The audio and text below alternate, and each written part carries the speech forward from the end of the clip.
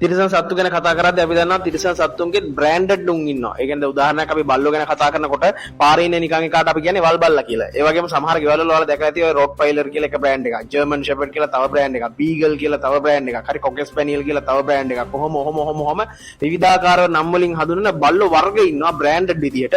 ඉතින් පාරේ ඉන්න එකාට වල් බල්ලා කියලා කිව්වට මං හිතන්නේ ඒකත් එක්තරා ආකාරයක උගේ බ්‍රෑන්ඩ් එක තමයි වල් බල්ලා. හරි. ඉතින් කොහොම හරි ඒවා එකකින් වැඩක් නැහැ. මම මේ වීඩියෝ එක කරන්න හේතුව තමයි එක්තරා රටක අපිට නිවුස් එකක් වාර්තා වුණා. ඒ කියන්නේ රොට්වයිලර් බල්ලෙක්. අපි දන්නා රොට්වයිලර් කියලා කියන්නේ වන් මාස්ටර් ඩොග්. ඒ කියන්නේ එක්කෙනෙක්ට විතරයි මිනිහා කන්ට්‍රෝල් වෙන්නේ, සතා කන්ට්‍රෝල් වෙන්නේ. එහෙව් බල්ලෙක් එළියට නිදාස් කරලා ගිහින් තියෙනවා. ඊට පස්සේ මේ බල්ලා පොඩි ළමයෙක්ව අල්ලගෙන ඒ පොඩි ළමයාට දෙන වද හිංසාව සහ ඊට පස්සේ ඒ ළමයාව බේරගන්න එකෙක්වත් ඉදිරිපත් වෙන්නේ නැති එක සම්බන්ධව තමයි මෙතන තියෙන ලොකුම ප්‍රශ්නේ. අපි වැඩි දුර කතා කරමු මේ වීඩියෝ එක බලලා ඉවරලා.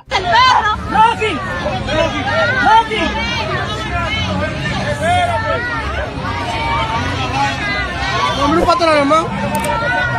Pero cuenta tu papá.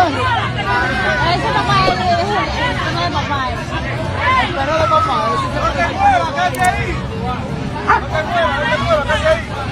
El perro bailando. Es un bacán cuando viene a ver que estamos aquí.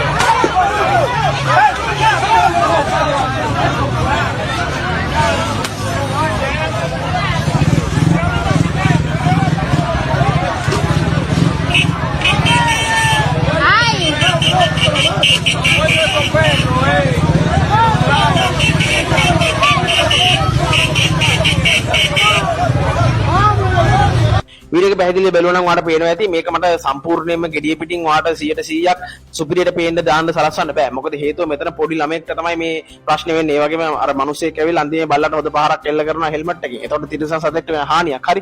ඉතින් ඒ වගේ දේවල් සාමාන්‍යයෙන් පබ්ලිෂ් කරන එක එච්චර හොඳ නෑ. මොකද මේවා බලන මිනිස්සු ගත්තාම කෙනෙක්ට අනුකම්පාව දැනෙන්න පුළුවන්, සංවේදී ගොඩක් කට්ටිය ඉන්න පුළුවන්. ඉතින් ඒ නිසා තමයි මම මේක හැමෝටම පොදුවේ පේන විදිහට චුට්ටක් විතර බ්ලර් කරලා වීඩියෝ එක දැම්මේ. ඉතින් ඒ ගැන මුලින්ම සමාව ඉල්ලනවා. මොකද කෙනෙක් කියන්න පුළුවන් කෝ වීඩියෝ එක හරියට ප්ලේ වෙන්නේ නැහැ, බලන්න විදිහක් නැහැ නේ කියලා. හරි. මෙහෙමයි. දැන් මෙතන මේ වීඩියෝ එක ගැන කතා කරනකොට අපි තේරුම් ගන්න ඕන දෙයක් තමයි අපේ රටේ වෙච්ච සිද්ධියක් නොවුනට මේක වෙන රටක වෙච්ච සිද්ධියක් වුණාට අපේ පිරිමි කියලා ඉන්න උන් ගැන සහ පිරිමි විතර නෙවෙයි ගෑනුණත් මුන් මිනිස්සුනේ. මිනිස්සුනාට මුන්ට ඇත්තටම කෙනෙක්ගේ කනගාටුවක් වෙනකොට, කෙනෙක් දුක් වෙනකොට, කෙනෙක් විඳවනකොට ඒක වීඩියෝ කර ඒක දිහා බල නරබල ආතල් එකක් ගන්නවා මිසක් ඒ මිනිසුන්ට උදව් කරන පුරුද්දක් අපේ බහුතරයක් මිනිස්සුන්ට දැන් නැති වෙලා තියෙනවා. ඉතින් මේක ඇත්තටම මිනිස්සු විදිහට මිනිසා කියලා කියන්නේ අපි දන්නවා මනසින් උසස් ඉඳ තමයි මිනිස්සයා කියලා කියන්නේ. හැබැයි මිනිස්සයාට ගැලපෙන්නේ නැති විදිහට හරි තිරිසන් විදිහට හැසිරෙන මිනිස්සු අද වෙද්දි අපේ ලෝකේ, රටේ, සමාජයේ ඉන්නවා. ඉතින් ඒක තමයි මේ වීඩියෝ එකෙන් බලද්දී අපිට පේන්නේ. ඔයාලට පේන්නේ නැති මේ රොට්වයිලර් බල්ලා අරලා පොඩි ළමෙක් හරි 2 වසරේ 3 වසරේ වගේ චුට්ටන් ළමෙක් අවුරුදු 8ක් විතර ඇති. ඒ ළමයාගේ ඇඟුඩට පැනලා ඒ ළමයාව වෙලාවකට අර නිකන් පූසෝ අපි දැකලා තියෙනවා බලල්ලුන් එහෙම පූසෝ බල්ලෝ අල්ලලා බෙල්ලෙන් අල්ලලා දෙපැත්තට තුන් පැත්තට ගසලා විසික් කරපුවාම ආයෙත් ඉතින් බල්ලා ඉවරයි. අන්න ඒ වගේ තමයි මෙතන මේ ළමයාගේ ඇඟුඩට නැගලා මේ රොට්වයිලර් කියන මේ බල්ලා අර ළමයාගේ බෙල්ලෙන් අල්ලන්න හදනවා, උරපත්තෙන් අල්ලලා හොලවනවා. මේ ළමයාට තුවාලක් දෙනවා. මේකේ හරි වීඩියෝ එක හරියට බැලුවා නම් හොඳට පේන දේ තමයි මේ ළමයා කන දිහාම පොඩියට ලේ පාරක් එහෙමත් වෙනවා. ඒ කියන්නේ අර බල්ලා හපලා තුවාල වෙලා. හරි. හැබැයි මේ වෙන දේවල් දිහා වටේට ඉන්න මෙතන මිනිස්සු 60ක් 70ක් විතර වට වෙලා මේක ෂෝ එකක් වගේ බලනවා. කාලා කන්නේ කියලා තමයි කියන්න දෙන්නේ. ඔයා දකින්න ඇති එක අවස්ථාවකදී බල්ලා අර ළමයාගේ උරපත්තෙන් අල්ලලා හොල්ලන්න යන ගග කරනවා මිසක් එකෙක් ඉස්සරහට පැනලා තමන්ගේ ජීවිතය හරි පරදුර තියලා අර පොඩි එකාගේ ජීවිතේ බේර ගන්න උත්සාහ කරන්නේ නැහැ. බල්ලට වතුර ගැහුවා කියලා බල්ලා එතනින් යන්නේ නැහැ. අපි දන්නවා සාමාන්‍යයෙන් ඔය වල්බල්ලෝ වලියක් ගියාම වල්බල්ලෝ කා ගන්නකොට වතුර ගහපුවා මුන් යනවා ඇත්ත. මේ යක්කු මේ නිකන් වල්බල්ලෝ වගේ જાතියක් නෙමෙයි. මුන් මේ වන් මාස්ටර් ඩොග් කියලා හදන්නේ මිලිටරි වල පවා ට්‍රේන් කරන බල්ලෝ. ඒ කියන්නේ අපරාධකාරයෝ අල්ලන්න අනම්මනම් වලට ඉන්න බල්ලෝ. මුන් නිකන් ඇත්තටම ගත්තොත් ගෙවල් වල හදන්න සුදුසු බල්ලෝ නෙවෙයි. වන් මාස්ටර් ඩොග් කියලා කියන්නේ. ඉතින් ඒ කියන්නේ එකෙක්ට විතරයි මු කන්ට්‍රෝල් වෙන්නේ. ඉතින් කන්ට්‍රෝල් වෙන එක මෙතන නැතිකොට අනිත් තුන් කොච්චර හිටියත් මුව මෙතන මේ මුගේ මුව කන්ට්‍රෝල් කරන්න පුළුවන් කමක් නැහැ. සමහරට විධානයක් දෙන්න අදාළ අයිතිකාරය දෙන්න ස්වාමියා බල්ලගේ හිටියනම් ඇවිල්ලා ඕක අතරපන් කියලා විධානෙන් විදිහට කිව්වනම් ඔන්න සමහරට අතරලා දාලා ළමයාව අතරලා ළමයාව නිදහස් කරලා ඌ යන්න තිබ්බා. හැබැයි එහෙම යන්නේ නැහැ. මූ නිකන් ගුදුරක් අල්ලගෙන වගේ අර ළමයාව හිර කරගෙන මෙතන අමුතු රැකිල්ලක් රකනවා බල්ලා. වැඩේ කියන්නේ වටේ ඉන්න මිනිස්සු ටික මේක ෂෝ එකක් කරගෙන හරි වීඩියෝ කර ආතල් එකක් ගන්නවා. එකම එක කොල්ලෙක් විතරයි කොන්ද පන තියාගෙන අන්තිම මොහොත ඇවිල්ලා හෙල්මට් එකෙන් දබාරියන් ගාලා කෙලලා අරින්න අර බල්ලට එකපාරක් නෙවෙයි 4-5 පාරක් බල්ලට හොදෙන් දෙනවා. හරි ඉතින් ඒ මිනිහාගේ ජීවිතය ගැනවත් හිතන්නේ නැත. මේ බල්ලා මට පණීද මට කයිද මෙව මොනවත් හිතන්නේ නැතුව මේ ළමයාව ජීවිතේ බේර ගන්න, මේ ළමයාට වෙන හිංසනය බේර ගන්න, ළමයාට වෙන තුවාල වලින් ළමයාව බේර ගන්න, මේ ළමයාට වෙන හානිය වළක්වා ගන්න ඒකොල්ල ඉදිරිපත් වෙලා හරි බල්ලගේ කෙලින්ම මූණේ මූණ පිටිපස්සෙන් ඇවිල්ලා බල්ලට ගහන්නේ නැහැ. බල්ලා කෙලින්ම මූණ බලාගෙන ඉන්නකොට තමයි බල්ලගේ මූණ ඉස්සරහට කෙලින්ම ගිහිල්ලා මේ මිනිස්සයා හෙල්මට් එකෙන් දවාරියන් ගාලා කෙලලා අරින්නේ 5 පාරක් 6 පාරක්. පස්සේ නකුට පුකේ ගහගෙන අහවල් බල්ලා වන් මාස ඩොග් වෙනේවා අනම්මන ලබ්වල් පට්ටන්දර ටික පැත්තක දාලා ඌගේ ජීවිතේ බේර ගන්න දුවගෙන යනවා තමයි අපිට බලා ගන්න පුළුවන්කම තියෙන්නේ. එතන ඉන්නකොටත් සමහරක් වටේලා ඉන්න මිනිස්සු ටික අනේ බල්ලා පව් වගේ බල්ල ලෙවල් එකෙනුත් ඉන්න. ඉතින් එහෙම උන්ට කාලා කන්නේ කියලා තමයි කියන්න තියෙන්නේ. බල්ලා ගැන හොද කියන මිනිස්සුන්ට කියන්න තියෙන්නේ මේ ප්‍රශ්නේ තමන්ගේ නෝන තාක්කල් පිළිතුරු දාර්ශනිකයි තමයි. මේ අල්ලන් ඉන්නේ තමන්ගේ ළමයා නම් අන්න ඒ කැක්කුම තියෙන මිනිසෙක් ඉන්නවනම් මං හිතන්නේ උතන ඇවිල්ලා බේර ගන්නත්. ඒ කියන්නේ තමන්ටත් ළමෙක් ඉන්නවනම් මේ ළමයා මේ පව් මේ මගේ ළමයා කියලා හිතලා තමයි ඔය අදාළ කොල්ලා කියලා හෙල්මට් එකෙන් ගහලා ඔය බල්ලගෙන් ඔය ළමයාව බේර ගන්න ඇත්තේ. අනිත් උන්ට ළමයි නැතුව ඇති. නැත්තම් උන්ගේ ළමයිට ඔය වගේ දෙයක් වුනහම සමහර විට ඒක දිහා බලාගෙන අනේ පව් අනේ අතාරින්න කියලා කෑ ගහන ආකාරයේ දෙමාපියෝ තමයි ඔය. ඉතින් එහෙම දෙමාපියෝ නැතුවා නෙවෙයි අද කාලේ අපේ රටේ සමාජය ඕන තරම් ඉන්නවා. දැකලා ඇති සමහර පැතිවල එහෙම මේ ලංකාව කියන අපේ රටෙත් අපි දැක්කා එක්තරා දෙමාපියෝ යුවලක් සිරිපාදේ වන්දනාවේ ගිහිල්ලා තිබ්බා. ළමයි 5 දෙනෙක් විතර ගෙදර ළමයි 3 දෙනෙක් ගෙදර දාලා දවස් 5කට පාන් රාත්තල් දෙකක් විතර ගේ ඇතුලින් තියලා ලොක් කරලා දාලා ළමයි ඇතුලේ දාලා අම්මයි තාත්තයි ආතල් එකේ රවුම් ගන්න ගින් තිබ්බා. ඔයාලා මතක ඇති මීට දවස් කීපයකට කලින් මේ ලංකාව කියන රටේ වෙච්ච සිද්ධියක්.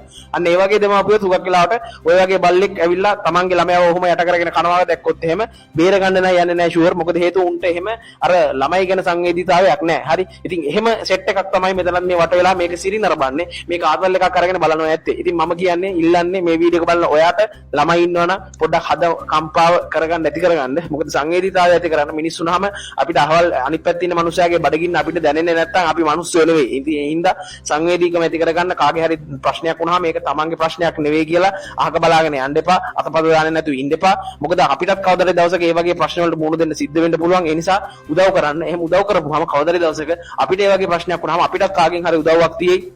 හරියට නිකන් ගත්තොත් බිම මොකක් හරි වතුර භාජනයක වැටිලා ගිලිගිලි ඉන්න ඇබලෙක්ව දැක්කොත් අරන් දැම්මොත් ඒක කවදාද දවසක අපිට තියෙයි. අපි කවදාද දවසක ගිලිලා මැරෙන්න ගිය වෙලාවක කවුරු හරි කෙනෙක් ඇවිල්ලා අපිට අතදී අපේ ජීවිතේ බේරගනි.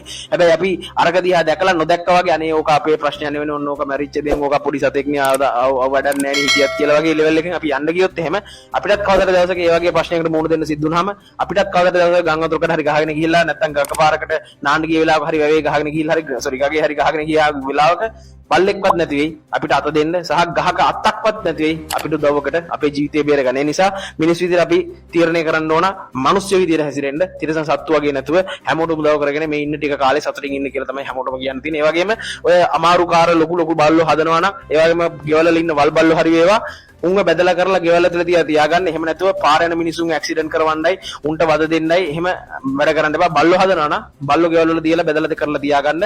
අනිත් මිනිසුන්ට කරදරයක් නොවන විදිහට. ඉතින් මේ සම්බන්ධව ආදරණ දාස මොකක්ද පළවෙනි කමෙන්ට් එක දාගෙන යන්න.